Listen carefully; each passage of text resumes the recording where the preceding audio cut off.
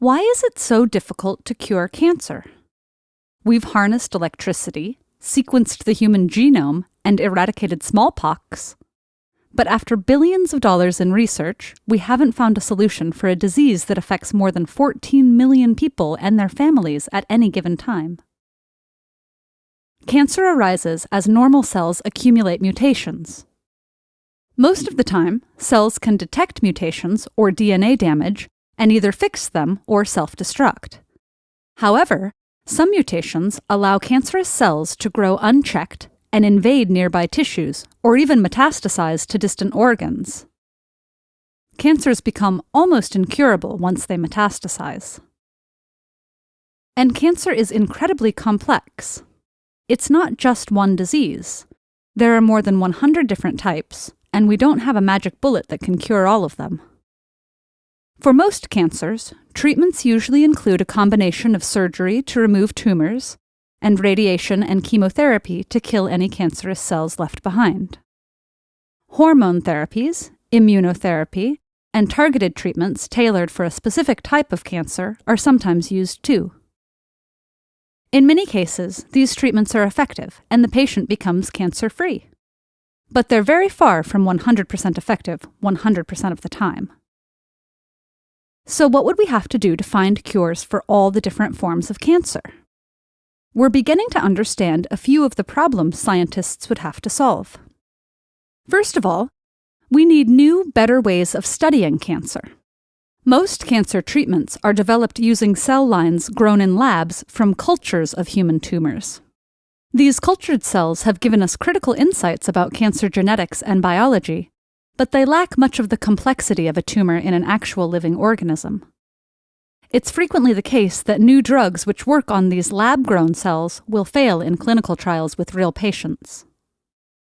One of the complexities of aggressive tumors is that they can have multiple populations of slightly different cancerous cells. Over time, distinct genetic mutations accumulate in cells in different parts of the tumor, giving rise to unique subclones. For example, aggressive brain tumors called glioblastomas can have as many as 6 different subclones in a single patient. This is called clonal heterogeneity, and it makes treatment difficult because a drug that works on one subclone may have no effect on another. Here's another challenge. A tumor is a dynamic, interconnected ecosystem where cancer cells constantly communicate with each other and with healthy cells nearby.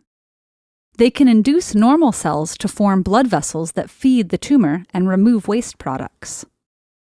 They can also interact with the immune system to actually suppress its function, keeping it from recognizing or destroying the cancer. If we could learn how to shut down these lines of communication, we'd have a better shot at vanquishing a tumor permanently.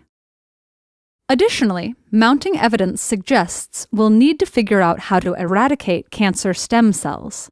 These are rare but seem to have special properties that make them resistant to chemotherapy and radiation. In theory, even if the rest of the tumor shrinks beyond detection during treatment, a single residual cancer stem cell could seed the growth of a new tumor. Figuring out how to target these stubborn cells might help prevent cancers from coming back.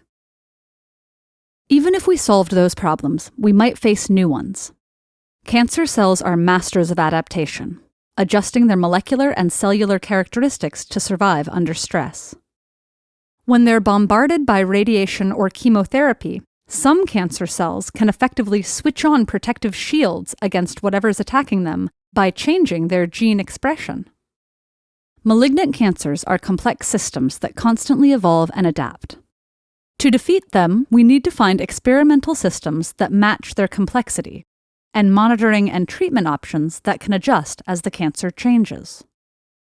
But the good news is, we're making progress. Even with all we don't know, the average mortality rate for most kinds of cancer has dropped significantly since the 1970s and is still falling.